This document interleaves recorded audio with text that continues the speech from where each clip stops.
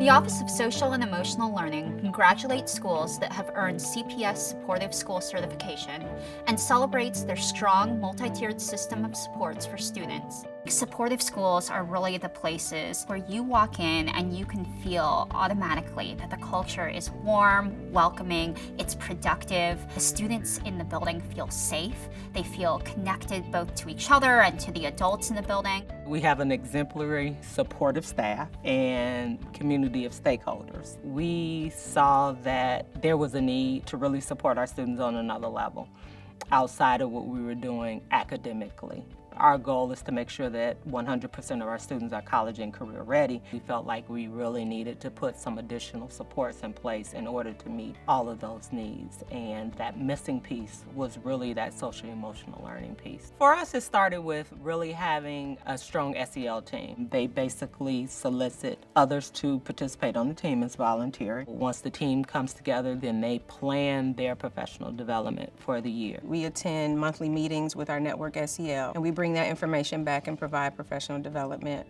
to the teachers. They're giving us strategies that we can use with our classroom. So we spent this year really motivating the teachers, keeping them empowered, giving them help when they need help. We all spent the first week or so getting to know our students through classroom building activities, and that created positive relationships. School, to me, has always been about nurturing students rather than just teaching them. You can't teach them anything if you don't know them. We look at it more of being proactive.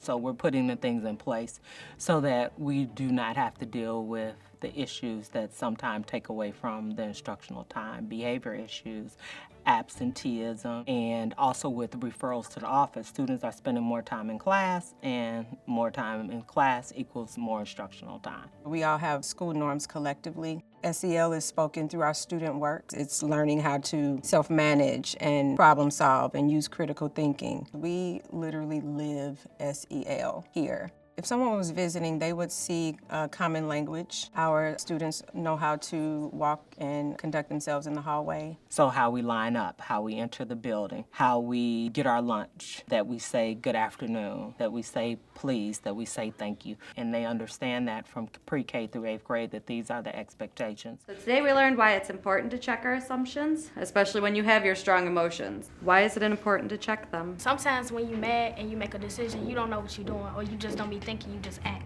When we first started out, we started out with Second Step, and Second Step was a program that we felt that they could really implement on the ground floor, getting to really know and understand the social emotional learning standards with fidelity. By writing her diary that her mom had bought her.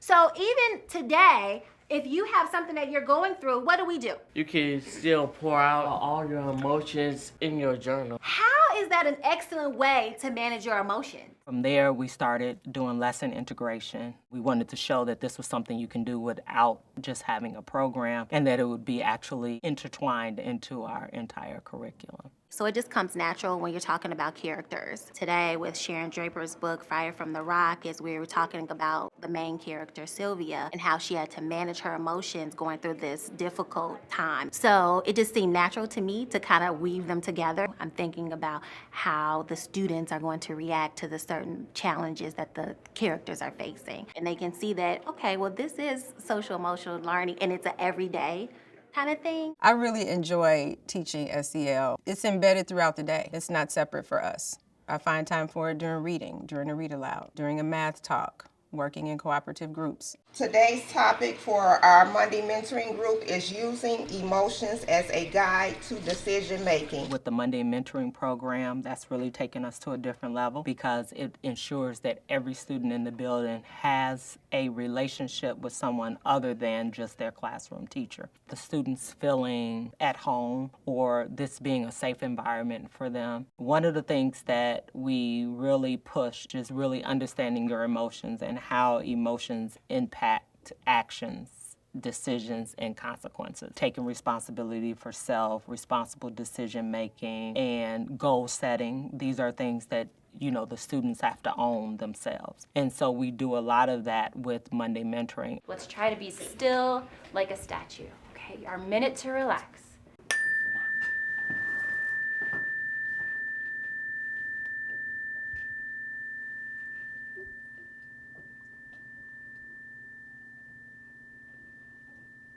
So yoga is through mindful practice. That's a component of our social emotional learning. We receive professional development on it as a staff, some team building activities for us, enhancing like their listening skills, their communication skills. So it's really building that community. Just something that you're stressing about that you want to let go. Many times we talked about having our journal where we write stuff down because sometimes we have to get it out. Children need to have strategies in place to solve problems and control their emotions. When there's a disagreement, we come up to the classroom and we solve that disagreement, whether it be as a whole class or in the Peace Center. If we need to talk about it a little more, then we'll spend that time. We have peer supports, and so they may be referred to the Peace Center or some restorative conversations. If a student needs individual time by themselves, each classroom or even the library, the gym, we have what's called a Peace Center.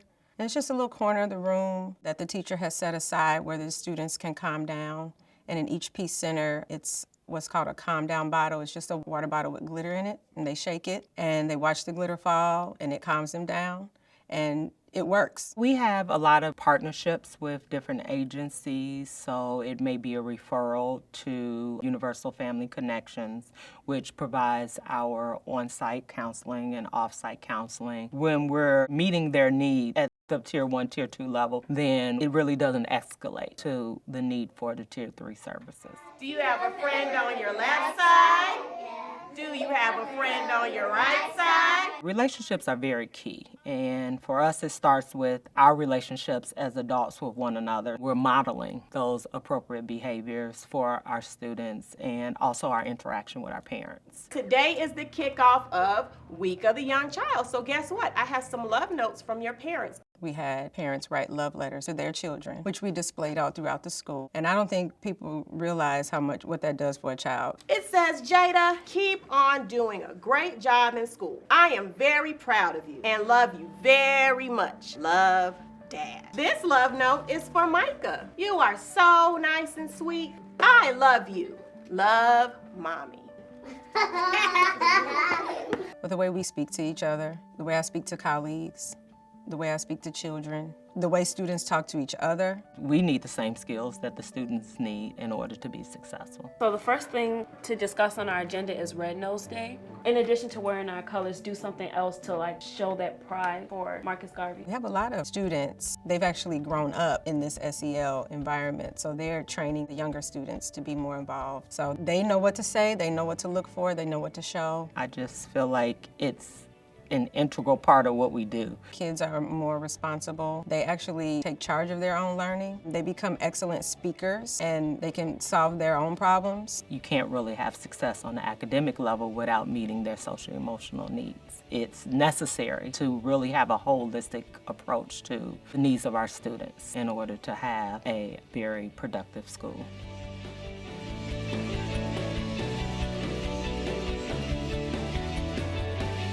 For more information and guidance on becoming a CPS supportive school, visit the Office of Social and Emotional Learning's Knowledge Center page or send us an email.